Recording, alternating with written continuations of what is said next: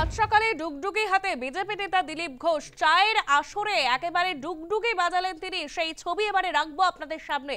সাত সকালে ডুগডুগি হাতে দিলীপ ঘোষ চায়ের আসরে বাজালেন ডুগডুগি।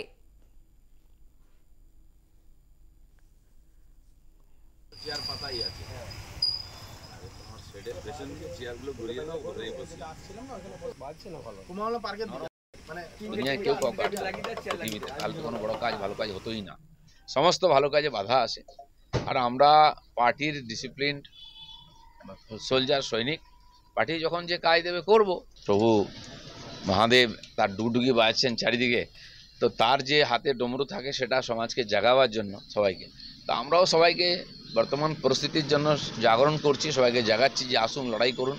সেই জন্য ডুগডুগি হাতে নিয়েছি মানুষকে জাগাবার জন্য। ডিএ মামলা এবারে